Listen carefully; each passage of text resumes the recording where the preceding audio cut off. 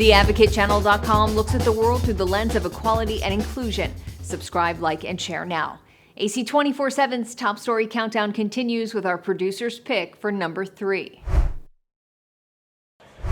COVID-19, there's an argument that it is ethnically targeted. COVID-19 attacks certain races disproportionately. Robert F. Kennedy Jr. sharing another conspiracy theory at an event in New York City last week, first reported by the New York Post. COVID-19 is targeted to attack Caucasians and black people.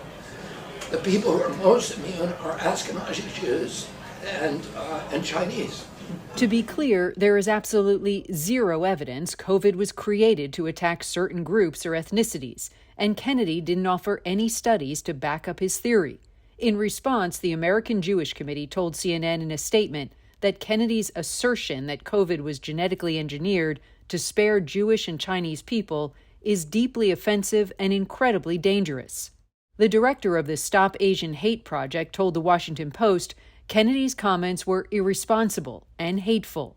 Kennedy attempted to walk back the comments, posting on Twitter over the weekend, "I have never ever suggested that the COVID-19 virus was targeted to spare Jews." And he said his remarks were off the record and were meant to focus attention on, quote, ethnically targeted bioweapons. "I do not believe and never implied that the ethnic effect was deliberately engineered." The response from Democrats? On Twitter, party chairman Jamie Harrison called Kennedy's comments deeply troubling, saying they do not represent the views of the Democratic Party.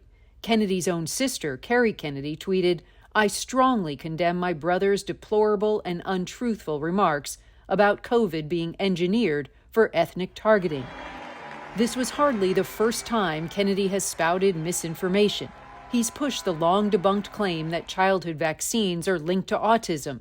He wrongly claimed the 1918 flu pandemic was vaccine-induced, and he's often repeated his conspiracy theory about 5G transmission towers. They're putting in 5G to harvest our data and control our behavior. Digital currency that will allow them to punish us from a distance and cut off our food supply.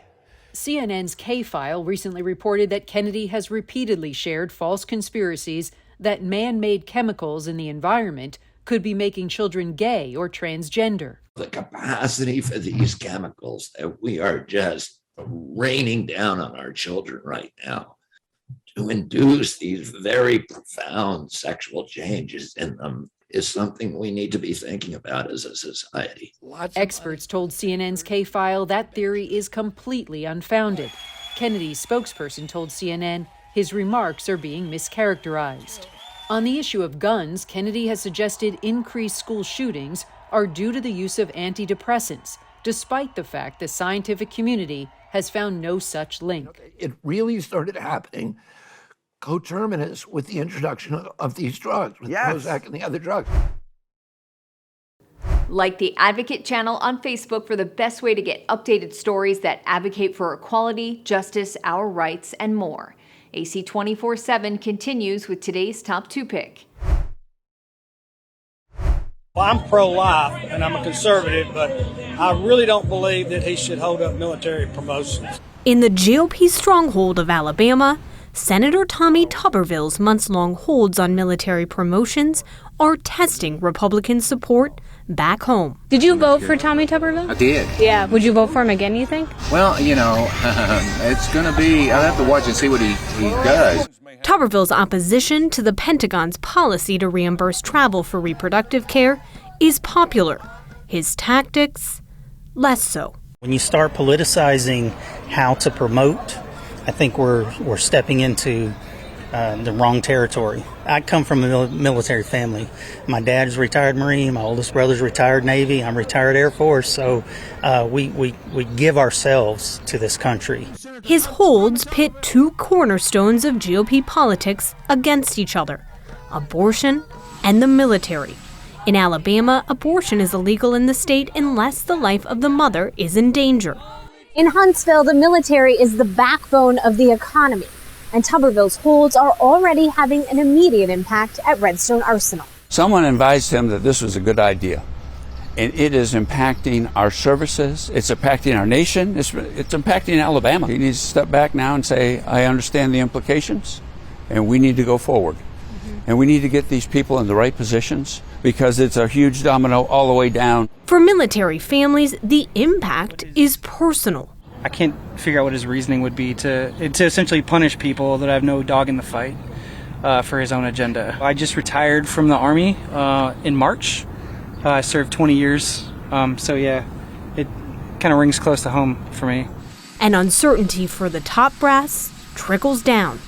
Quan's brother is proud to wear the uniform, but she says he is facing a stressful delay. He was telling me that he's still in limbo. He doesn't know what he's going to have to do next or where he's going next. And so I could kind of hear in his voice that he would like to know more about if he's able to continue to do the great work that he's doing with the military. Retired Colonel James Henderson is relishing Tuberville's standoff with President Joe Biden. I'm certain he would not compromise, and nor do I think he should. And some voters are cheering their senator on. It's one way that he can make his voice known, and the voice of the people who are pro-life and that don't want their tax dollars going towards the funding of abortion. Tuberville might be under fire in Washington, but he does still have the backing of the state party. In politics, everything is a risk, but no, I'm looking at a U.S. senator who wants to do a good job representing his constituents, who sees a flawed policy and is standing against it. Yet, with no end in sight, the gamble for the senator is growing. His position to all of us, to Alabama, was, I am military. I am one of you.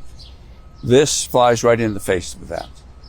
There's not time. There's not a compromise to me. He needs to just step back and go, okay, Coach, I'm the coach. I'm going to do an audible here. I did not realize all the implications that it has on everyone. Follow the Advocate channel on Twitter and Instagram to stay updated on stories that matter every day. We're now at our #1 story of the day. Take a look. Well, good morning. And to give you some more perspective, when we started our day here around 1 a.m., it was already 101 degrees outside. But now that we're beginning to approach 3 weeks with high temperatures above 110 degrees, this is not over yet. It's hot out there. No, really hot. Feels like you're actually on fire after you're out here for a while.